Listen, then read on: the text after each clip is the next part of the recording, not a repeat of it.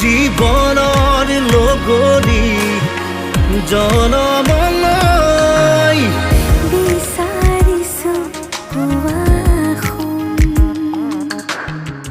robbery হৈ মৰে আপোন আছিলো আছো কাষত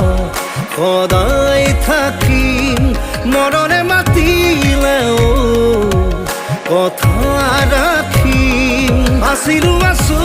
কাষত সদায় থাকিম মৰণে মাতিলেও